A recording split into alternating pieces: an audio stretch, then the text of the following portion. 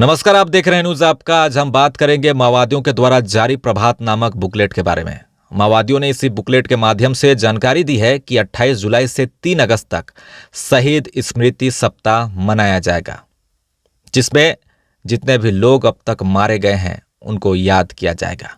इसमें बताया गया है कि जनवरी 2024 से जून महीने तक 35 हमले सुरक्षा बलों के द्वारा किए गए, जिसमें 143 नक्सली मारे गए हैं, जिसमें 55 साधारण ग्रामीण थे ऐसा कहा जा रहा है, जिसमें 34 महिला कॉमरेड, 8 ग्रामीण महिलाओं की मौत हुई।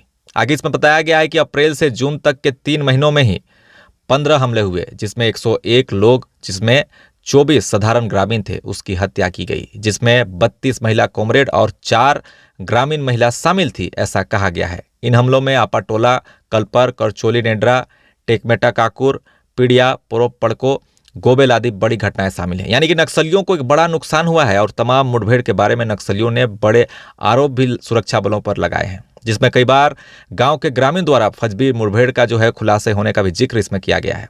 आप तस्वीरों में देख सकते हैं मारे गए माओवादियों की तस्वीरें भी माओवादियों के द्वारा जो है इस बुकलेट के माध्यम से जारी किया गया है। साथ में किस तरह से इन्होंने लड़ाई लड़ी, सारी चीज़ों को काफ़ी विस्तृत रूप से बताया गया है।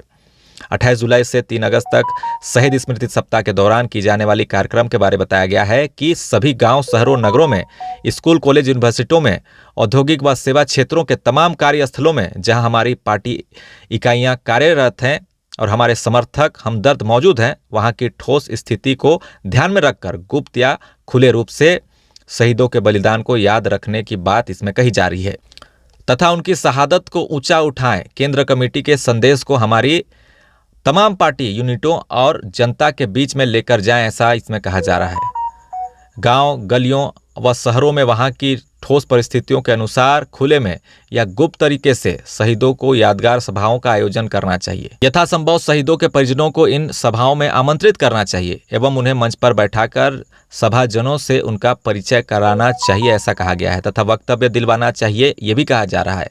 शहीदों के परिजनों तक सांत्वना संदेश, शहीदों की जीवनियां, तस्वीरें और स्मृति चिन्ह पहुंचाना चाहिए। उनके सुख दुख में शामिल होते हुए उन्हें विभिन्न रूप से आवश्यक मदद पहुंचानी चाहिए। यानी हो सकता है इस बार के भी शहीद सप्ताह के दौरान पश्चिम सिंहभूम के माओवादियों की तरफ से तस्वीरें जो है जारी किया जाए, ऐसा हम कह सकते हैं। इस बुकलेट में आगे लिखा है कि कॉर्पोरेट के फायदे के लिए ऑपरेशन कगार चलाया जा रहा है, जो कि आदिवासियों के जनहनन का कार्य किया जा रहा है और इसे रोकने के लिए आगे आने की बातें भी कही जा रही है।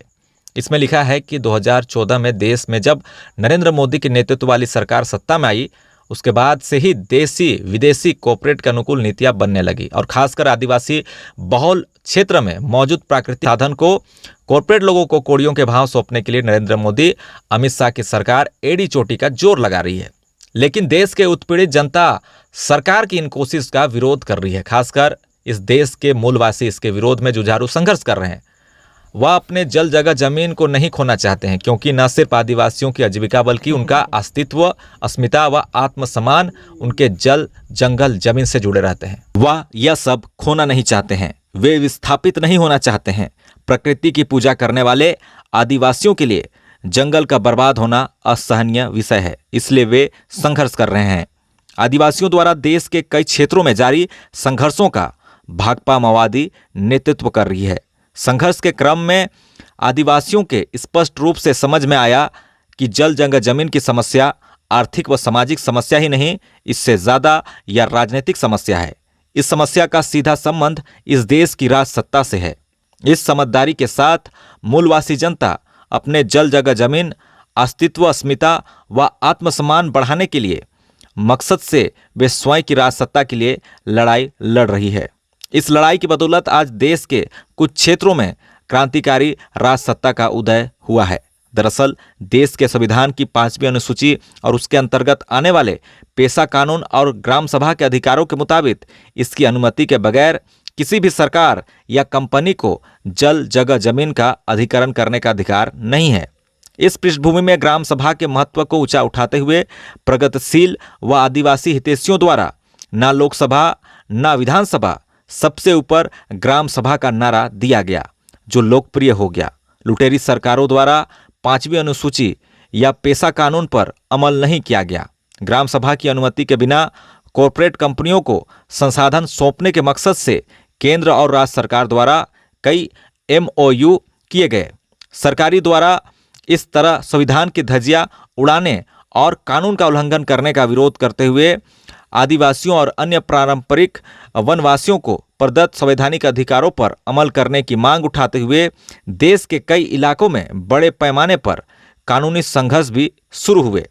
जब पेशा और आदिवासी अनुकूल कानून के अमल की मांग को लेकर बड़े पैमाने पर मूलवासियों के जन संघर्ष उभरे, सरकारों द्वारा उन कानून से छेड़छाड़ की जा रही है, उन्हें आदिवासी विरोधी कानून के रूप में तब्दील किया जा रहा है।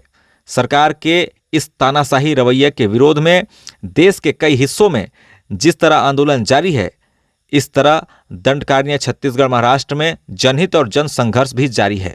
ऑपरेशन कगार के खिलाफ कई जगह आयोजन हुए, उसका इसमें जिक्र करते हुए बताया गया है कि आदिवासी अधिकार सभा का आयोजन किया गया, जिसमें भारत के स्वतंत्रता संग्राम के महान शहीद भगत सिंह, राजगुरु और सुखदेव की शहादत का स्मरण करते हुए 23 मार्च को आदिवासियों के नरसंहार के विरोध में दिल्ली में आदिवासी अधिकार सभा का आयोजन किया गया।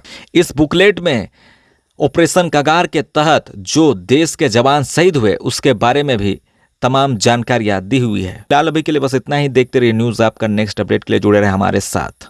धन्यवाद। For 2 kilometers. बहुत डरावनी जगह है। कहाँ